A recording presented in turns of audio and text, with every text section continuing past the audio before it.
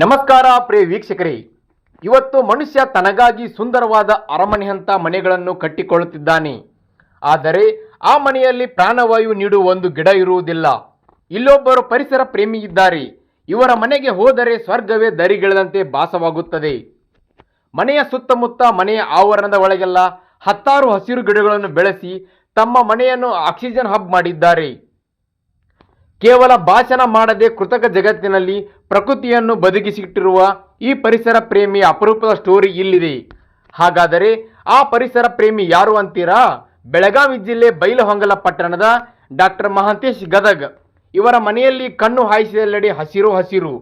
ಈ ಪರಿಸರ ಪ್ರೇಮಿ ತಮ್ಮ ಮನೆಯ ಅಂಗಳವನ್ನು ಮಾತ್ರವಲ್ಲ, ಮನೆಯ ಒಳಗಿನ ಪ್ರತಿಯೊಂದು ಮೂಲೆಯನ್ನು ಹಸಿರಿನಿಂದ ಅಲಂಕರಿಸಿದ್ದಾರೆ. ಮನೆಯ ಒಳಗೂ 10ಕ್ಕೂ ಹೆಚ್ಚು ಆಮ್ಲಜನಕ ಕೊಡುವ ವಿಶಿಷ್ಟ ಗಿಡಗಳನ್ನು ನೆಟ್ಟು ದಿನವೂ ಪೂಜೆಯಂತೆ ಸಾಕಿ ಬೆಳೆಸುತ್ತಿದ್ದಾರೆ. ನಾವು ಪ್ರಕೃತಿಯನ್ನು ಉಳಿಸಿದರೆ ಪ್ರಕೃತಿ ನಮ್ಮನ್ನು ಉಳಿಸುತ್ತದೆ ಎಂಬುದಕ್ಕೆ ಇವರ ಈ ಹಸಿರು ಮನೆಯ ಸಾಕ್ಷಿಯಾಗಿ ನಿಂತಿದೆ.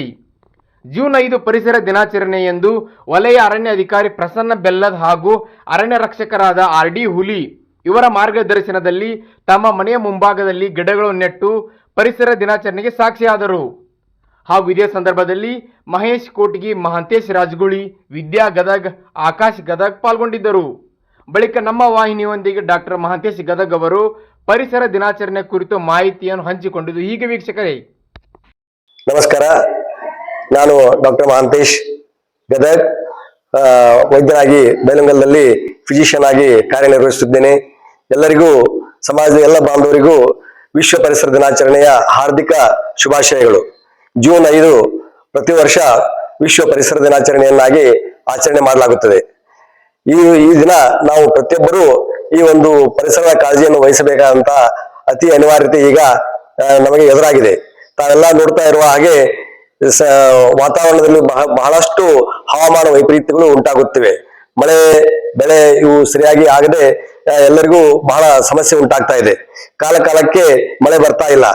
ತಾಪಮಾನ ಅನ್ನುವುದು ಈಗ ಪ್ರತಿ ವರ್ಷದಿಂದ ವರ್ಷಕ್ಕೆ ಹೆಚ್ಚಾಗ್ತಾನೆ ಹೋಗ್ತಾ ಇದೆ. ಈ ಸಾರಿ ತಾಪಮಾನ 40-42 ಡಿಗ್ರಿ ಸೆಂಟಿಗ್ರೇಡ್, ಕೆಲವು ಕಡೆಗಳಲ್ಲಿ 45-47 ಡಿಗ್ರಿ ಸೆಂಟಿಗ್ರೇಡ್ ಮುಟ್ಟಿರುವುದು ಈ ಹವಾಮಾನ ವೈಪರೀತ್ಯದ ಪರಿಣಾಮವಾಗಿಯೇ ಆಗ್ತಾ ಇದೆ. ಇದಕ್ಕೆಲ್ಲ ಮುಖ್ಯ ಕಾರಣ ಅಂತಂದ್ರೆ ನಾವು ಪರಿಸರವನ್ನ ಸರಿಯಾಗಿ ಬಳಸಿಕೊಳ್ಳದೆ ಅದನ್ನ ದುರುಪಯೋಗ ಮಾಡಿ ವಿನಾಶ ಮಾಡುತ್ತಿರುವುದೇ ಕಾರಣವಾಗಿದೆ. ಆದ್ರಿಂದ ಪ್ರತಿಯೊಬ್ಬರು ನಮ್ಮ ಸಲುವಾಗಿ, ನಮ್ಮ ಮುಂದಿನ ಪೀಳಿಗೆಯ ಸಲುವಾಗಿ ಪರಿಸರವನ್ನು ಸಂರಕ್ಷಿಸುವುದು ಅತ್ಯಂತ ಈಗಿನ ಜರುರತ್ತಾದಂತಹ ಕಾರ್ಯಕ್ರಮವಾಗಿದೆ. ಆದ್ರಿಂದ ಎಲ್ಲರೂ ಈ ಪರಿಸರವನ್ನು ಉಳಿಸುವ ಸಲುವಾಗಿ ನಾವು ಹಲವಾರು ಕ್ರಮಗಳನ್ನ ತೆಗೆದುಕೊಳ್ಳಬೇಕಾಗಿದೆ. ಅದರಲ್ಲಿ ಮುಖ್ಯವಾಗಿ ನಾವು ಮಾಡಬೇಕಾಗಿರುವುದು ಅಂತಂದ್ರೆ ವೃಕ್ಷಗಳ ಸಂರಕ್ಷಣೆ, ವೃಕ್ಷಗಳ ಪೋಷಣೆ ಹಾಗೂ ವೃಕ್ಷಗಳನ್ನ ಬೆಳೆಸುವಂತಹ ಕಾರ್ಯಕ್ರಮವನ್ನು ನಾವು ಹಮ್ಮಿಕೊಳ್ಳಬೇಕಾಗಿದೆ. ಈ ನಿಟ್ಟಿನಲ್ಲಿ ನಾವು ಪ್ರತಿ ವರ್ಷ ಈಗ ಕಳೆದ 15 ವರ್ಷಗಳಿಂದ ವಿಶ್ವ ಪರಿಸರ ದಿನಾಚರಣೆಯನ್ನು ಆಚರಿಸ್ತಾ ನಮ್ಮ ಆಸ್ಪತ್ರೆಯ ಸುತ್ತಮುತ್ತ ಹಾಗೂ ರಸ್ತೆಯ ಪಕ್ಕದಲ್ಲಿ ಪ್ರತಿ ವರ್ಷ ಸುಮಾರು ಒಂದು 50 ಗಿಡಗಳನ್ನು ನಾವು ನೆಡುವಂತಹ ಒಂದು ಕಾರ್ಯಕ್ರಮವನ್ನ ಹಮ್ಮಿಕೊಂಡಿದ್ದೇವೆ. ಅದರ ಫಲವಾಗಿ ಈಗ ನಮ್ಮ ಆಸ್ಪತ್ರೆಯ ಪಕ್ಕದಲ್ಲಿ ಸಾಕಷ್ಟು ದೊಡ್ಡ ದೊಡ್ಡ ಮರಗಳನ್ನ ತಾವು ಕಾಣಬಹುದು. ಗಿಡಗಳನ್ನ ಬೆಳೆಸಿದ್ರೆ ಅವು ಒಂದೇ ದಿನದಲ್ಲಿ ಬೆಳೆದು ದೊಡ್ಡವಾಗುವುದಿಲ್ಲ. ಅದಕ್ಕೆ ಹಲವಾರು ವರ್ಷಗಳ ನಮ್ಮ ಶ್ರಮ ಬೇಕಾಗುತ್ತದೆ. ಆದ್ರಿಂದ ಪ್ರತಿಯೊಬ್ಬರು ಈ ನಿಟ್ಟಿನಲ್ಲಿ ಶ್ರಮವನ್ನು ವಹಿಸಿ ವಿಶ್ವ ಪರಿಸರ ದಿನಾಚರಣೆ ಅಂಗವಾಗಿ ಪ್ರತಿ ಒಂದು ಮನೆಗೆ ಒಂದು ವೃಕ್ಷವನ್ನು ನೆಟ್ಟರೂ ಕೂಡ ಸಾವಿರಾರು ವೃಕ್ಷಗಳನ್ನ ನಾವು ಒಂದು ಊರಿನಲ್ಲಿ ನೆಡುವಂತಹ ಕಾರ್ಯಕ್ರಮವಾಗುತ್ತದೆ. ಆದ್ರಿಂದ ಪ್ರತಿಯೊಬ್ಬರು ವೃಕ್ಷಗಳನ್ನ ನೆಡುವಂತಹ ಕಾರ್ಯಕ್ರಮವನ್ನ ಹಮ್ಮಿಕೊಳ್ಳಬೇಕು. ವೃಕ್ಷಗಳನ್ನ ಬರೀ ನೆಟ್ಟರೆ ಸಾಲುವುದಿಲ್ಲ, ಅವುಗಳನ್ನ ಪೋಷಣೆ ಮಾಡ್ಬೇಕಾಗ್ತದೆ. ನೀರೆರೆದು ಪೋಷಿಸಿದ್ರೆ ಅವು ನಮಗೆ ಆಕ್ಸಿಜನ್ ಕೊಡ್ತಾವ. ವಾತಾವರಣದಲ್ಲಿರುವಂತಹ ಕಾರ್ಬನ್ ಡೈಆಕ್ಸೈಡ್ ಅನ್ನು ಹೀರಿಕೊಂಡು ಮನುಷ್ಯನಿಗೆ ಮತ್ತು ಪ್ರಾಣಿಗಳಿಗೆ ಅವಶ್ಯವಿರುವಂತಹ ಆಕ್ಸಿಜನ್ ಬಿಡ್ತಾವ. ಅದರಿಂದ ವಾತಾವರಣ ಶುದ್ಧ ಆಗ್ತದ. ಕಶ್ಮಲವಾದಂತಹ ಒಂದು ಗಾಳಿ ಹೋಗಿ ಶುದ್ಧವಾದಂತಹ ಗಾಳಿ ಸಿಗ್ತದ.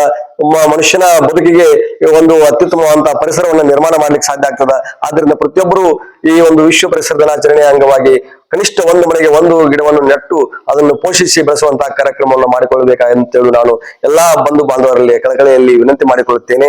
ಅದೇ ರೀತಿ ನಾವು ಪ್ಲಾಸ್ಟಿಕ್ ಮುಕ್ತ ವಾತಾವರಣ ನಿರ್ಮಿಸಬೇಕಾಗಿದೆ. ಪ್ಲಾಸ್ಟಿಕ್ ಬಳಕೆಯನ್ನು ಸಾಧ್ಯವಾದಷ್ಟು ಕಡಿಮೆ ಮಾಡಿ ನಮ್ಮ ಪರಿಸರವನ್ನು ಸ್ವಚ್ಛವಾಗಿ ಇಟ್ಟುಕೊಳ್ಳಬೇಕು. ಬಹಳಷ್ಟು ಕಡೆ ನಾವು ನೋಡ್ತೀವಿ, ಜನ ಎಲ್ಲಿ ಬೇಕಲ್ಲಿ ಉಳುವುದು, ಮುಂದೆ ಪ್ಲಾಸ್ಟಿಕ್ ಅನ್ನ ಬಿಸಾಡುವುದು, ಮುಂದೆ ಈ ಸಿಗರೇಟ್ ತುಂಡುಗಳನ್ನ ಎಲ್ಲಿ ಬೇಕಲ್ಲಿ ಬಿಸಾಡುವುದು, ಇಂತಹ ಕೆಟ್ಟ ಒಂದು ಹವ್ಯಾಸಗಳನ್ನು ಬೆಳೆಸಿಕೊಂಡಿರ್ತಾರೆ. ಇವುಗಳನ್ನೆಲ್ಲವನ್ನು ಕಡಿಮೆ ಮಾಡಿ ಪರಿಸರವನ್ನು ಸ್ವಚ್ಛವಾಗಿ ಇಟ್ಟುಕೊಳ್ಳಬೇಕು. ನೀರನ್ನ ನಾವು ವೇಸ್ಟ್ ಮಾಡದೆ, ಪೋಲ್ ಮಾಡದೆ ನೀರಿನ ಸದ್ಬಳಕೆಯನ್ನ ಮಾಡಿಕೊಂಡು ಪರಿಸರವನ್ನು ನಾವು ಕಾಪಾಡುವುದು ಬಹಳ ಒಂದು ಅವಶ್ಯಕತೆಯಾದಂತಹ ಅನಿವಾರ್ಯ ಅವಶ್ಯಕತೆಯಾಗಿದೆ.